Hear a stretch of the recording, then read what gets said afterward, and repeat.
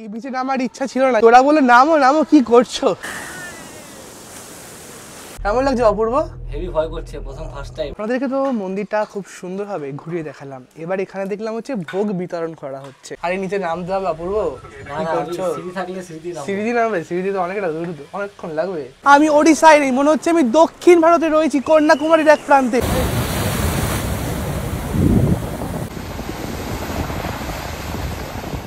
উড়িষ্যার গোপালপুর সমুদ্র পাড়ের এমন এক টুকরো স্বর্গ যেখানে প্রকৃতির নীল রং আর মানুষের শান্তির খোঁজ মিলেমিশে তৈরি করেছে অনন্য এক অভিজ্ঞতা। 8 থেকে 80 সমুদ্র ভালোবাসি ব্যস্ত শহর থেকে পালিয়ে যারা একটু শান্তি খুঁজতে চান, গোপালপুর ঠিক তাদের জন্যই তৈরি। গোপালপুর সি বিচের সবচেয়ে বড় আকর্ষণ তার এই শান্ত পরিবেশ।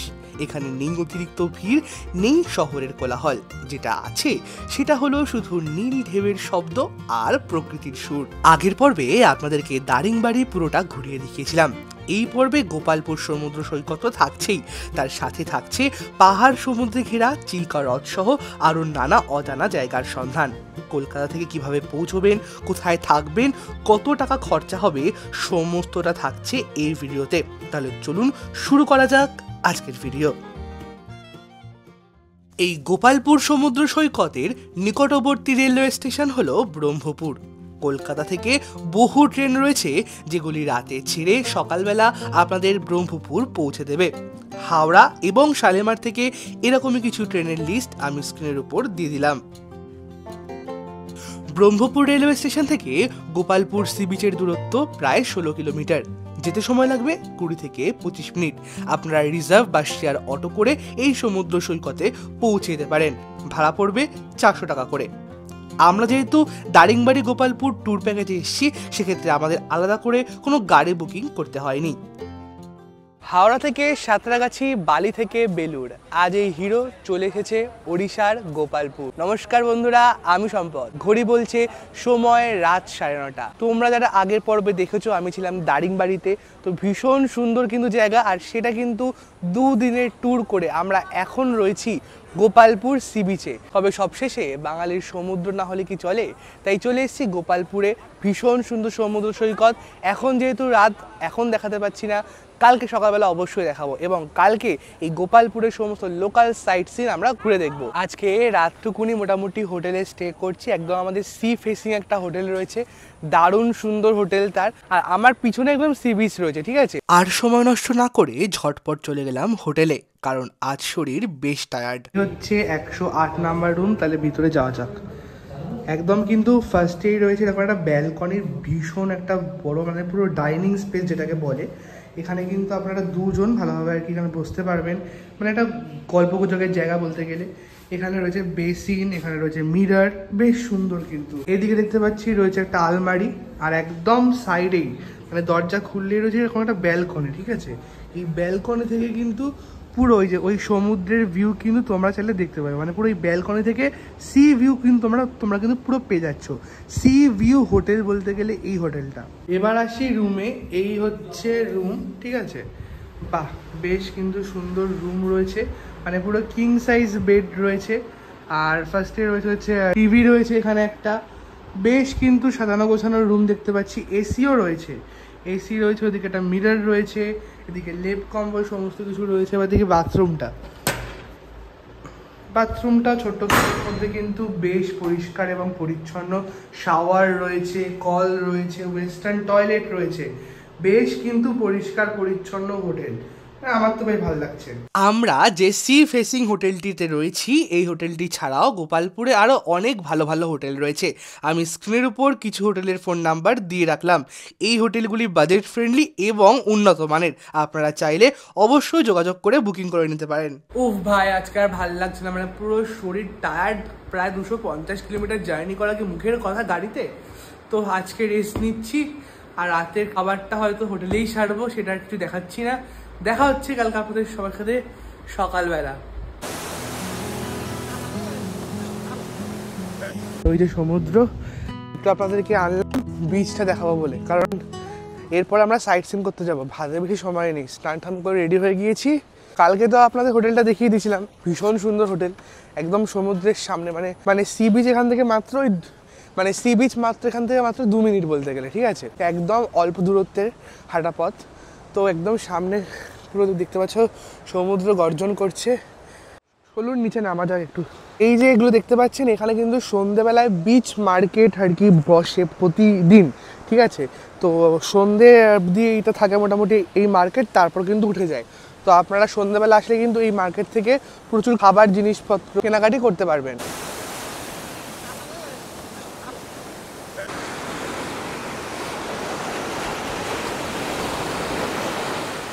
আর এই যে পিছনে দেখতে পাচ্ছ সি বিচ, দারুণ সুন্দর। সকাল থেকে বৃষ্টি পড়ছে, মানে বৃষ্টি থামার নাম নেই, তার মধ্যেই কিন্তু সমুদ্র গর্জন করছে। ও ঢেউটা দেখা যাচ্ছে, ও হো দারুণ দারুণ দারুণ,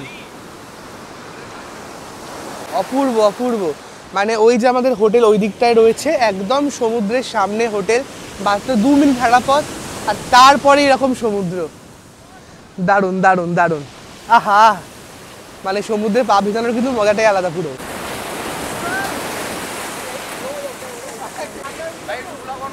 हाँ हाँ हाँ, ओ हो, कैसा लग रहा है? अच्छा, बहुत अच्छा लग रहा है। आप लोग कहाँ से हो? वाह, एकदम नाइस ना, एकदम एकदम बढ़िया। हाँ, মানে সবাই প্যান্ট ভিজে গেল, যে কপাল। বিচের সাইডেই কিন্তু প্রচুর খাওয়া দাওয়ার দোকানপত্র রয়েছে, তোমরা চাইলে কিন্তু এখান থেকেও খাওয়া দাওয়া সেরে নিতেই পারো। সি বিচে নামার ইচ্ছা ছিল না, কিন্তু ওখানে কয়েকজন ওই ব্রহ্মপুর থেকে এসছিল, তোরা বলে নামো নামো, কি করছো, এই জন্য যেই নামলাম পুরো প্যান্ট থেকে সব ভিজে গেল। এখন গিয়ে চেঞ্জ করে তারপর সাইড সিনে বার হতে হবে। বাইরে তখন পড়ছে ঝিরঝিরে বৃষ্টি। এর মধ্যেই ওড়িশার গোপালপুরকে বিদায় জানিয়ে বেরিয়ে পড়লাম সাইট সিনের উদ্দেশ্যে, যার মধ্যে প্রথমেই রয়েছে 51টি সতীপীঠের মধ্যে একটি তারাতারিণী মায়ের মন্দির, ও এছাড়াও রয়েছে এশিয়ার বৃহত্তম লবণাক্ত জলের হ্রদ চিল্কা লেক। এই সবই আজকে আমরা ঘুরে দেখব, তবে তার আগে যেটা সবচেয়ে জরুরি সেটা হলো ব্রেকফাস্ট সারা। এখন এসে দাঁড়ালাম কিছু খাওয়ার জন্য, কারণ সকাল থেকে কিছু খাওয়া হয়নি, ঠিক আছে। এখানে ব্রেকফাস্ট কাউন্টার রয়েছে, দেখতে পাচ্ছ লেখা রয়েছে, কিন্তু ব্রেকফাস্ট এখানে তোমরা আসলে পেয়ে যাবে। তো অনেক ধরনের ব্রেকফাস্ট দেখতে পাচ্ছি রয়েছে, তো তোমরা চাইলে এখান থেকে কিন্তু কিছু খেয়ে নিতেই পারো। একদম কিন্তু এসে গেলাম ব্রেকফাস্ট করতে। আজকের ব্রেকফাস্টে রয়েছে হচ্ছে পুরি সবজি, এখানে রয়েছে হচ্ছে ঘুগনি রয়েছে, এদিকে কিন্তু অনেক রকমের চাটনি রয়েছে, ঠিক আছে। ভীষণ সুন্দর ব্রেকফাস্ট, মানে এতদিনে ফার্স্ট বার খাচ্ছি হচ্ছে লুচি, ঠিক আছে। আজকে একটু আনহেলদি হচ্ছে, ঠিক আছে, এক একদিন হয় এরকম। খাবার দাবার কিন্তু বেশ ভালো। চটপট ব্রেকফাস্ট শেষ করে বেরিয়ে পড়লাম তারাতারিণী মায়ের মন্দিরের উদ্দেশ্যে। চারপাশটা ছোট বড় পাহাড়ে ঘেরা, তার মাঝখান দিয়ে গাড়ি এগিয়ে চলেছে, বেশ মনোরম পরিবেশ।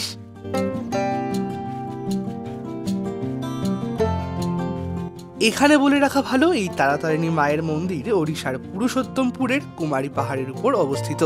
পাহাড়ের উপর অবস্থিত হওয়ায় সিঁড়ির ব্যবস্থার পাশাপাশি রয়েছে রোপওয়ের ব্যবস্থা, তাই ওঠা বা নামার ক্ষেত্রে কোনো অসুবিধাই হবে না। এই মুহূর্তে এসে পৌঁছালাম তারাতারিণী মন্দিরের সামনে। এখানে কিন্তু দেখতে পাচ্ছি পূজার সামগ্রীও বিক্রি হচ্ছে, আর এখানে কিন্তু ওপরে ওঠার জন্য রোপওয়ে রয়েছে, মানে যে আর কি মেন মন্দিরটা রয়েছে ওটা একদম পাহাড়ের ওপরে রয়েছে, সেই রোপওয়ের এন্ট্রান্স। আর এখানে দেখতে পাচ্ছি লেখা রয়েছে এখানে 65 করে হচ্ছে জনপ্রতি লাগবে, ঠিক আছে। আর যারা আর কি ছোটো বাচ্চা রয়েছে তাদের জন্য 40 রুপিস করে। এই হচ্ছে রোপওয়ের টিকিট কাউন্টার। আমাদের কিন্তু টিকিট কাটা হয়ে গেল অলরেডি, তাহলে চলুন একেবারে উপরে ওঠা যাক। এই হচ্ছে রোপওয়ে, এইভাবে কিন্তু ওপরে পুরো ব্যাপারটা যাবে। কেমন লাগছে শুভঙ্কর দা? কেমন লাগছে? কেমন লাগছে বলতে কেমন লাগবে সেটাই বোঝা যাবে, মানে একদম একদম উপরে গিয়ে তাই তো, উপরে গিয়ে বলবো একদম।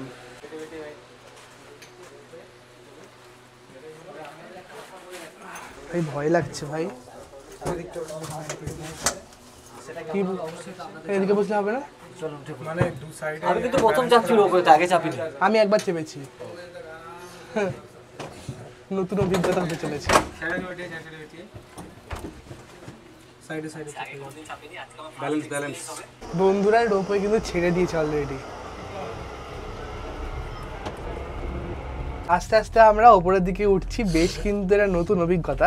এর আগে অবশ্য অনেকবার রোপে উঠেছি, তবে এইরকম জায়গায় কিন্তু কখনো উঠিনি, মানে একদম পাহাড়ে রোপে, বেশ নতুন অভিজ্ঞতা। ঠিক আছে, বেশ ভালো লাগছে। ওই যে নিচ থেকে আমরা কিন্তু আস্তে আস্তে ওপরের দিকে উঠছি, একদম দেখুন নিচ থেকে উঠছে ব্যাপারটা, আর একদম দূরে কত পাহাড়, কত পর্বত।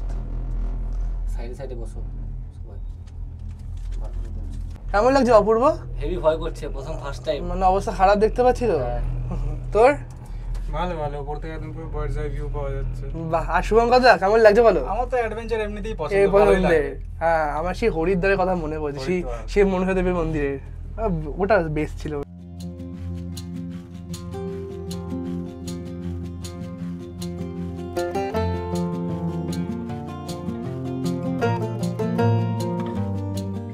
এই আমরা বন্ধুরা এসেই গেছি, এবার এখানে আমাদের রোপটা কিছুক্ষণ দাঁড়াবে। ফাইনালি এসে পৌঁছালাম, হেভি ভয় লাগছিল। এই দিক দিয়ে বোধহয় আমাদের এক্সিট রয়েছে। সম্পর্কে নেক্সট টাইম থেকে আর চাচ্ছি না। আরে নিচে নামতে হবে অপূর্ব, না কি না, করছো? সিঁড়ি থাকলে সিঁড়ি নাও। সিঁড়ি দিয়ে নামবে? সিঁড়ি দিয়ে তো অনেকটা দূর, অনেকক্ষণ লাগবে, কি বলছো? সিঁড়িতে কম করে 30-35 মিনিট লাগবে নিচে নামতে। এই আমরা পৌঁছে গেলাম। আমরা হরিদ্বারে গেছিলাম, কি যাবে দেবে? ও আমরা হয়তো আবার ব্যাক করে মনসা মন্দিরে আমরা ওঠার সময় উঠে গেছি, নামার সময় পানিটা নামছি। এই রোপ আমাদের এবার ছেড়ে যাচ্ছে নিচে। এই হচ্ছে চারদিকটা, আর এখানে কিন্তু লেখা রয়েছে বিওয়্যার অফ মাঙ্কি, মানে এখানে কিন্তু বেশ পরিমাণে হনুমান রয়েছে। তুমি নিজেদের ফোন, মানি ব্যাগ এগুলো কিন্তু সাবধানে নিজেদের কাছে রাখবেন। থেকে দেখুন কি সুন্দর দৃশ্য দেখা যাচ্ছে। এই রয়েছে হচ্ছে মন্দিরের সিঁড়ি, এখান থেকে চলুন এবার ওঠা যাক।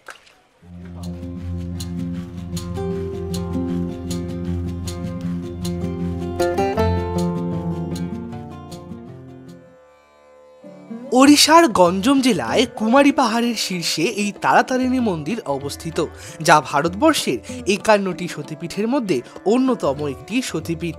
এখানে দেবী সতীর স্তনযুগল পতিত হয়েছিল বলে পুরাণে উল্লেখ আছে। এই কারণে দেবীকে এখানে স্তনপীঠ হিসেবে পুজো করা হয়। মন্দিরটি দুই দেবী তারা ও তারিণীকে উৎসর্গ করা হয়েছে।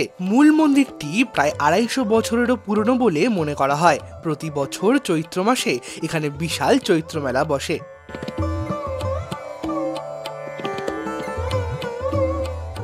আমাদেরকে তো মন্দিরটা খুব সুন্দরভাবে ঘুরিয়ে দেখালাম। এবার এখানে দেখলাম হচ্ছে ভোগ বিতরণ করা হচ্ছে, একদম মায়ের ভোগ। আপনারা চাইলে এখানে কিন্তু ভোগও গ্রহণ করতে পারেন, খুব সুন্দর ব্যবস্থা করা হয়েছে।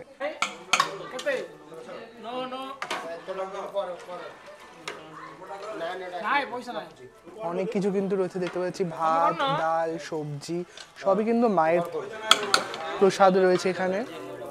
ভীষণ সুন্দর, সবাই কিন্তু এখানে লাইন দিয়ে নিচ্ছে। এই তারাতারিণী মন্দিরটি পাহাড়ের একদম উপরে অবস্থিত হওয়ায় চারিদিকের দারুণ সুন্দর একটা ভিউ তোমরা আসলে এখানে পেয়ে যাবে। এরপর আমরা রওনা হলাম চিল্কা হ্রদের উদ্দেশ্যে। আর যাওয়ার রাস্তাটা যে এতই সুন্দর সেটা ভাষায় প্রকাশ্য নয়। চারিদিকের অসাধারণ সিনিক বিউটি, পাহাড়, জঙ্গল, সত্যি দুর্দান্ত।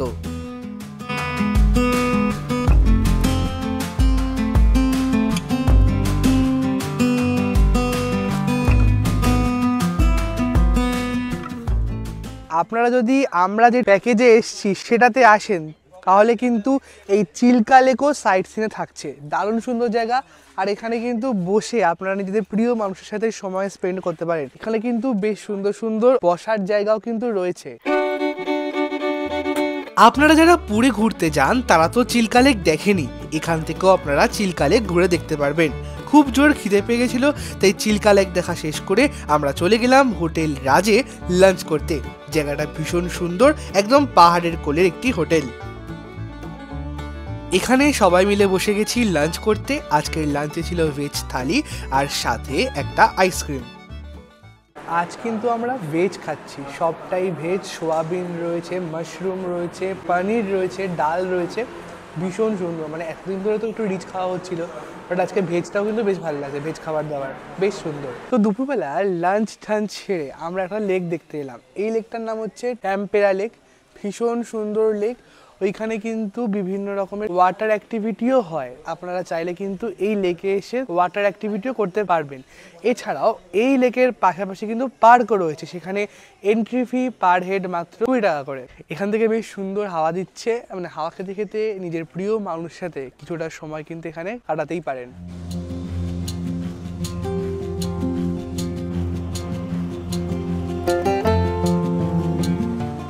আমরা এবার যেখানে যাব কথা দিচ্ছি সেখানে আগে কখনো যাননি। এই মুহূর্তে রয়েছি বেরহামপুর থেকে 30 কিলোমিটার দূরে অবস্থিত আরিয়াপল্লী সি বিচ। খুব বেশি পর্যটকের ভিড় নেই, নেই হোটেলের ঝামেলা, তবে প্রাকৃতিক সৌন্দর্যে ভরপুর এই সৈকত।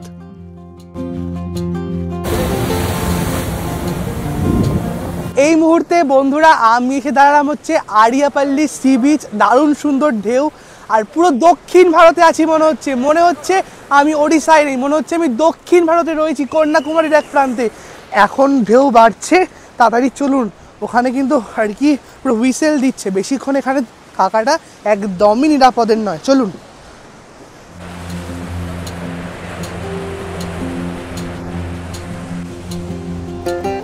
এখানে অনেকক্ষণ থেকেই বসে আছি, বেশ সুন্দর লাগছে। আসতে কিন্তু ঢেউটা বাড়ছে, ওই দেখো দূর থেকে কত বড় একটা ঢেউ আসছে। মানে এখন ঢেউটা বাড়ছে, বাট এখানে কিন্তু বসে বসে ঠান্ডা হাওয়া খাওয়ার মজাটাই আলাদা। দেখিস কেমন লাগছে? মানে দেখ দেখ ওই দেখ ওই দেখ ওই ঢেউটা দেখ ভাই। ওফ, মানে এখন তো কাউকে নিচে নামতে দিচ্ছে না। ওই দেখুন দূরে পুলিশ দাঁড়িয়ে আছে, আমাদের নামতে দিচ্ছে না। আমরা ওইখানে গেছিলাম, তা ভিডিও করতে দিল না। বললো ভিডিও তো করতে দাও ভাই। ঠিক আছে, জল বাড়ছে আর কি করা যাবে, ওদেরও তো একটা রেস্ট্রিকশন ব্যাপার থাকে, ইটস ওকে। বাট এখানে আসলে কিন্তু খুব সুন্দর, মানে পুরোই মনে হবে দক্ষিণ ভারতের কোন একটি সমুদ্র সৈকতে আপনারা বসে আছেন। আচ্ছা ভাবুন তো, গত কয়েকদিনে আমরা কি না দেখিনি। পাহাড়, জঙ্গল, সমুদ্র, নদী সব মিলিয়ে দারিংবাড়ি চিরদিন থেকে যাবে স্মৃতির পাতায়। ব্যাস, তাহলে এবারে আমাদের উড়িষ্যার দারিংবাড়ি ঘোরার পর্ব এখানেই আপাতত শেষ। রওনা হলাম স্টেশনের উদ্দেশ্যে। উঠে পড়লাম হাওড়াগামী ট্রেনে, যেটি সকালে হাওড়া পৌঁছবে। কেমন লাগলো আজকের ভিডিও একদম কিন্তু জানাতে ভুলবেন না, আর কমেন্ট করতে ভুলবেন না। দেখা হবে আরও নতুন নতুন ট্যুর ব্লগ নিয়ে। ততদিন সুস্থ থাকবেন, ভালো থাকবেন। Thanks for watching.